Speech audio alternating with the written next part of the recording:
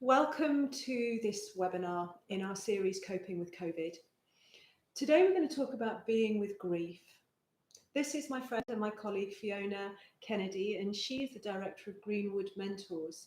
She's a clinical psychologist, and she and her husband are the authors of this book, Get Your Life Back.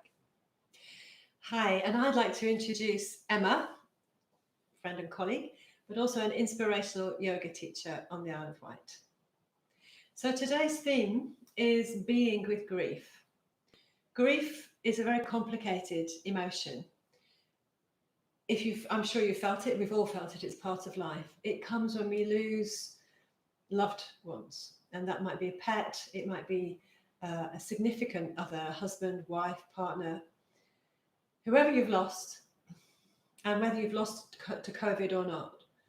Grief is complicated. It can involve fear, anger, denial. But mostly what it involves is waves of pain of various kinds. And these waves feel very physical. You can be reasonably okay coping, and then suddenly find yourself doubled up with the pain of grief. And because grief is so painful, it's natural to start to avoid it. So one of the ways that many of us avoid grief is to get very busy. We throw ourselves into work, or we get a big project, or we clean the house a lot of times, or we do anything so as not to feel and not to think and not to experience this pain. What that leads to is inhibited grieving. Inhibited grieving is something we physically and mentally carry around. It affects our ability to negotiate life. It affects how we feel about the future. It can lead to anxiety, to depression, to all kinds of ongoing problems. So what can we do then? If we're finding we're doing too much, we're stuck in this busy world. So being is a balance to doing. And I'm going to introduce Emma now to tell us about embodying being. Yeah, so the doing, the constant need to function, the distraction, the constant juggling, even our yoga time with our lover and our family can, if we're not vigilant, become another item on our to-do list. So we're going to look at doing in a physical way, the asana, and then seeing how that takes us to a place where we can simply be. Working with Ardha Mukha Virasana, which is a variation of hero. Come to the end of your mat and have your big toes touching and your knees apart enough so that you can fit your ribs between your knees. You can take a cushion or something underneath your knees if that helps. Just take a moment to arrive, hands out in front, lightly pushing into the earth and feeling the bottom come back towards the heels. Take a deep breath in.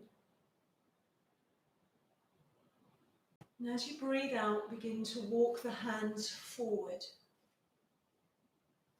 And you're going to take your head down to rest either on the floor or maybe on a block or a cushion if you can't quite reach the floor. And then you're going to rest here, and I'm going to lift my head so that you can hear me. Take a lovely deep breath in. And as you exhale, let go with a sigh. And again, deep breath in. And let go with a sigh. And then breathing through your nose, create lots of space, 360 degrees around the circumference of your ribs, around your diaphragm. And as you breathe out, soften your face.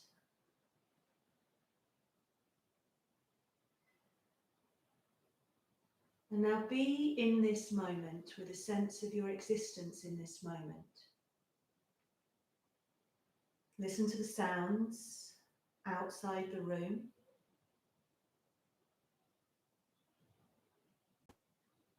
Listen to the sounds within the room.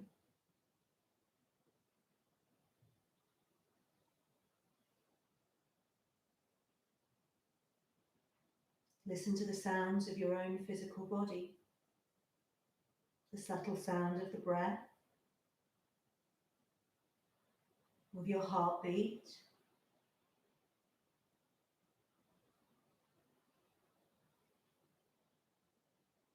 giving yourself space to be,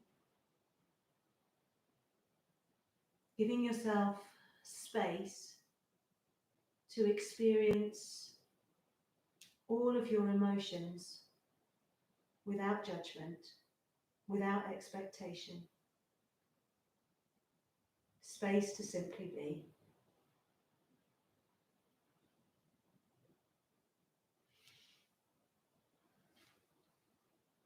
And you might hold that posture for, I don't know, up to as long as you're comfortable.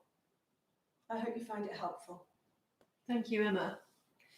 And just remembering that giving up the fight with an emotion like grief, making room for it, allowing it to be, is a very healing thing to do and a very courageous thing to do.